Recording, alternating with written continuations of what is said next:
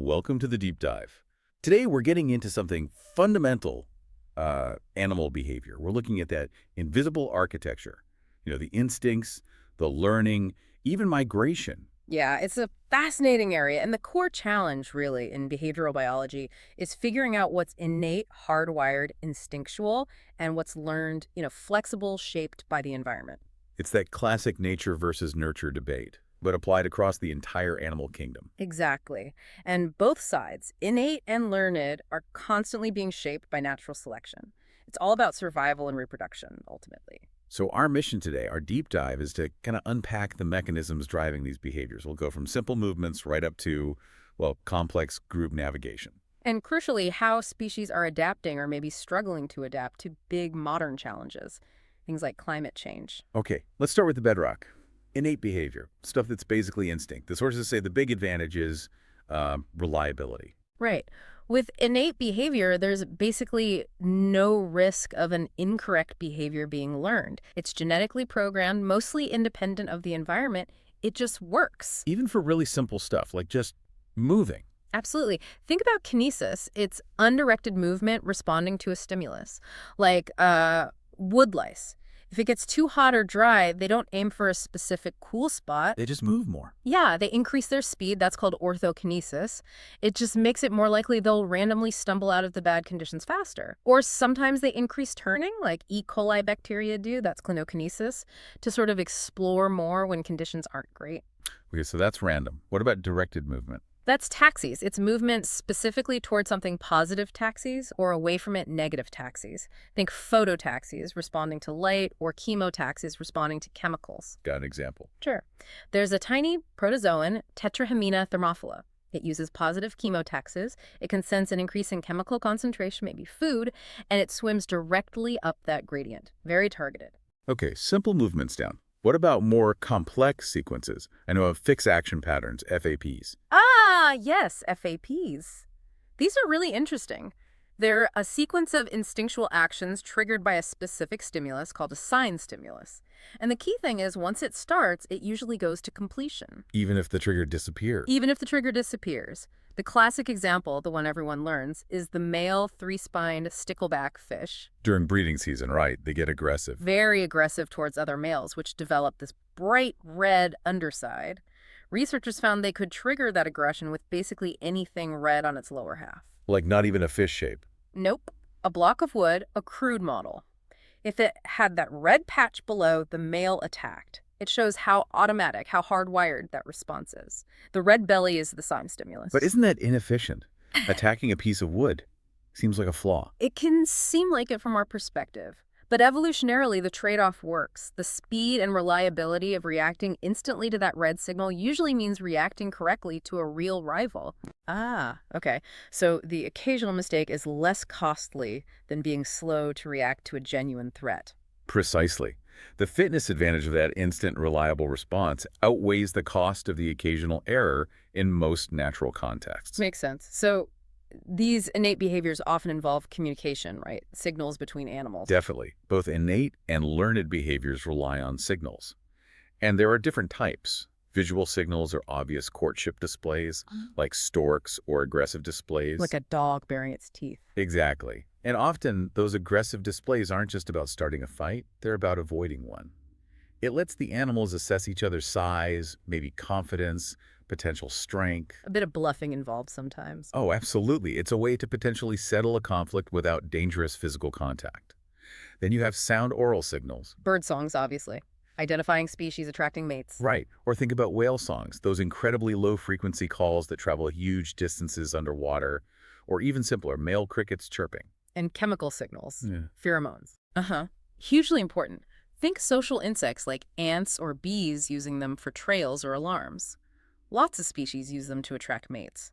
Their role in humans is less clear, but there's research on things like axillary steroids, maybe influencing social signals, though it's still debated. And finally, touch tactile signals. Yes, particularly important in primates. Grooming, embracing, greeting ceremonies like you see in some monkeys. It builds social bonds, reinforces hierarchies. Okay, so these signals, especially visual and chemical ones, play a big role in mating. And mating systems themselves seem pretty innate. They are largely driven by natural selection to maximize reproductive success. Generally, we talk about three main systems. Monogamy is one male, one female. Which seems less common than we might think. hmm Often the assumption is polygyny, one male with multiple females. Polygyny is common, often driven by intense male competition. But monogamy evolves under specific conditions. There are a few hypotheses why. The male assistance hypothesis is a big one. Meaning the male helps raise the young. Exactly. Especially in birds, if the chicks need food and protection from two parents to survive, selection favors males that stick around and help. More surviving offspring means higher fitness for him, too. Okay, that makes sense. What else drives monogamy? There's mate guarding. The male stays close to prevent other males from mating with his partner. And interestingly, female enforcement. The female enforces it. How? She might actively interfere with the male's attempts to attract or mate with other females, basically ensuring his resources and parental care are focused on her offspring. Wow, quite proactive. Now, shifting slightly. Polygyny. One male, multiple females. That seems more straightforwardly competitive. It often is. Sometimes it's resource-based polygyny.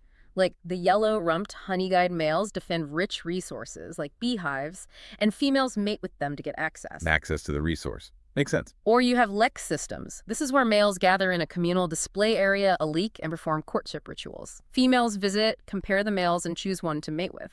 The males offer no resources, just genes. Fascinating. Okay, let's tackle a really tricky behavior. Altruism. Doing something that benefits another animal at your own cost. Like a bird faking injury to lead a predator away from its nest. Right. The killdeer's broken wing display is a classic example. It seems to fly in the face of survival of the fittest.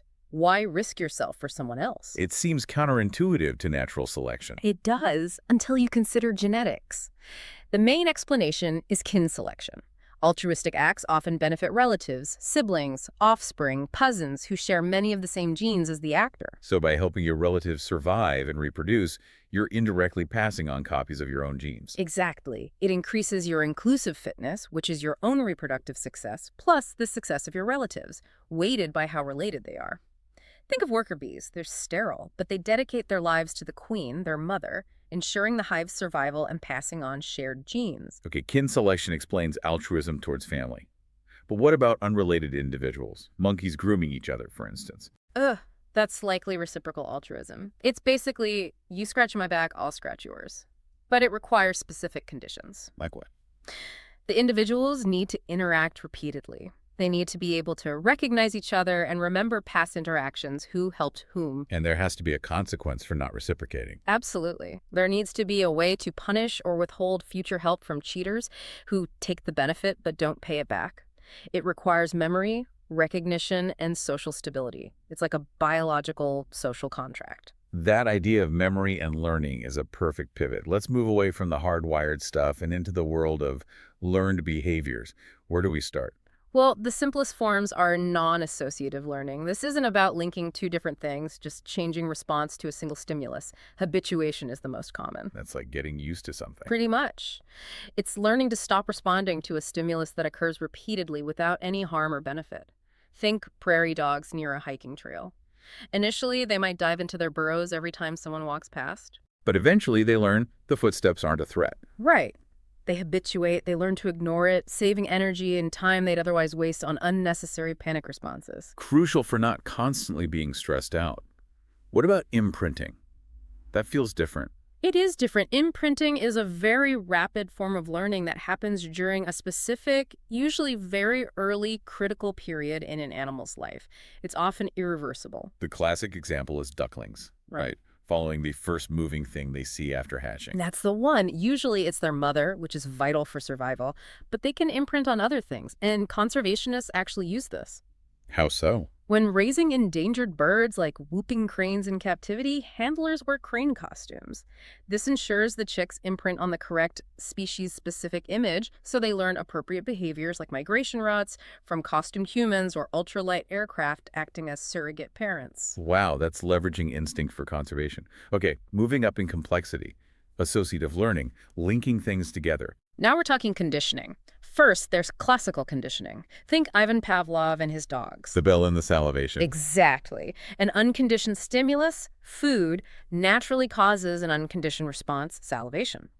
Pavlov paired a neutral stimulus, the bell, with the food. After repetition, the bell alone, now a conditioned stimulus, could trigger salivation, which became a conditioned response. It's learning by association. Linking a stimulus to an involuntary response. Mhm. How does operant conditioning differ? Operant conditioning is about learning to associate a voluntary behavior with its consequences. B.F. Skinner's work is key here. The Skinner box. Right. A rat in a box learns that pressing a lever, the behavior, results in a food pellet, a positive reinforcement, the consequence. Or maybe pressing the lever stops a mild electric shock, negative reinforcement. The behavior is modified by the outcome. So rewards increase behavior, punishments decrease it. This sounds like the basis for animal training. It absolutely is. Training a dog to sit, teaching dolphins tricks, it all relies heavily on operant conditioning principles, linking the desired action to a reward. But surely learning goes beyond just stimulus response or action consequence. What about thinking? Definitely. That brings us to cognitive learning. This is the most complex form, involving manipulation of information using the mind, perception, memory, judgment, problem solving. More like conscious thought processing. Sort of. It allows for insight and understanding beyond simple association. Wolfgang Kohler's chimpanzee experiments are a great example. The ones with the bananas and boxes. Yeah. A banana was hung out of reach. After some trial and error, some chimps suddenly seemed to have an aha moment. They'd stack boxes or use sticks to reach the banana, suggesting they mentally processed the problem and visualized a solution first. That implies planning, not just reacting. Exactly. And it's not just primates. E.C. Tolman's rat maze experiments showed something similar. Rats that explored a maze without rewards still learned its layout. How did he show that? When food was later introduced, those rats navigated the maze much faster than rats with no prior experience. Tolman argued they had formed a cognitive map, a mental representation of the maze, not just a series of learned turns. It suggests abstract spatial learning. A mental map that leads perfectly into our next big topic. Migration. These incredible long-distance journeys. Yes, migration, long-range seasonal movement is a fantastic example of complex behavior, likely involving innate programming, learning, and these cognitive abilities like mapping. Think wildebeest moving 1,800 miles, or Arctic terns flying pole to pole. It's an adaptation to exploit seasonal resources. And often they do it in huge groups. There's a theory about collective navigation, right? That being in a group actually makes navigation better. That's right. Sociality can confer significant navigational benefits. There are several proposed mechanisms. One is the many wrongs principle. Many wrongs make a right. How does that work? Well, each individual might have a slightly inaccurate sense of direction. Their internal compass has some noise. But if you average out all those slightly wrong individual estimates across a large group, the errors tend to cancel out. Ah, like the wisdom of crowds, but for direction finding. Exactly. The group's collective average heading becomes much more accurate than any single individual's guess. We see this in birds like storks and homing pigeons. Okay, that's averaging errors. What else? There's leadership. A few experienced individuals who know the route can effectively guide a larger group of naive ones. Think older whales guiding younger ones, or those costumed humans leading cranes. So knowledge held by a few benefits the many.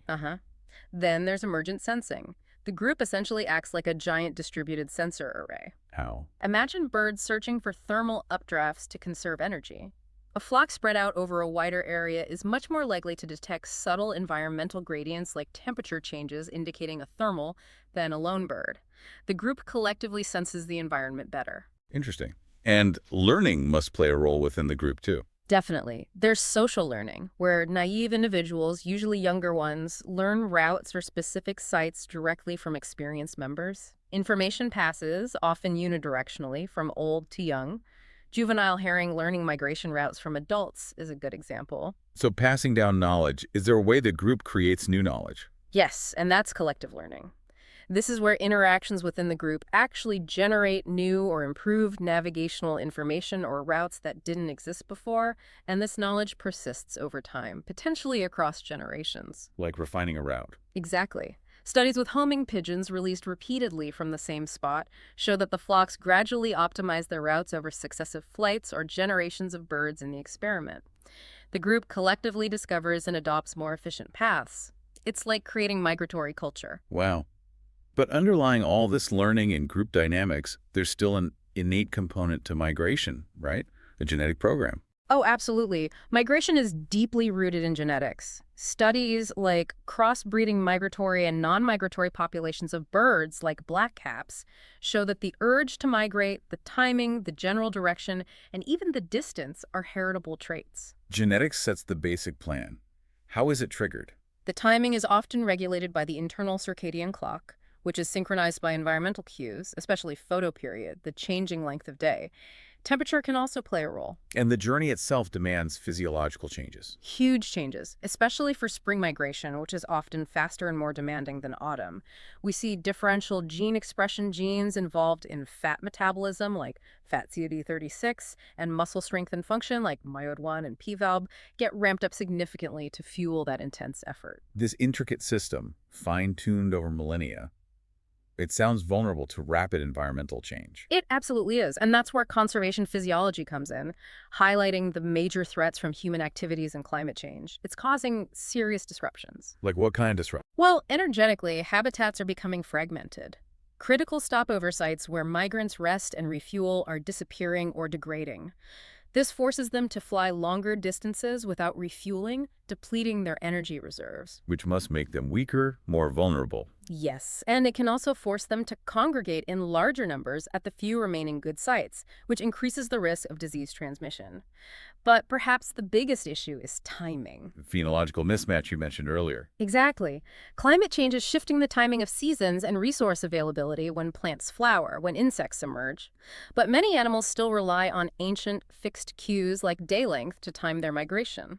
So they arrive at their breeding or feeding grounds, and the peak food source is already gone, or it hasn't appeared yet. Precisely. They arrive on time according to their internal clock and day length cues, but out of sync with the actual environmental conditions and food peaks. This mismatch can devastate breeding success. Can we see this happening now? Is there a specific example? Yes. A really stark one is the monarch butterfly migration, particularly as they pass through Texas on their way to Mexico. It's happening there. Monarchs need cool temperatures to trigger and maintain a state called reproductive diapause, basically, pausing their reproductive development for the long migratory flight. But Texas has been experiencing persistent, warmer autumns. So the cooling trigger isn't happening properly. Right. The sustained heat disrupts this diapause. Females become reproductively active too early. Instead of continuing south, they start laying eggs in Texas. It's called migratory dropout.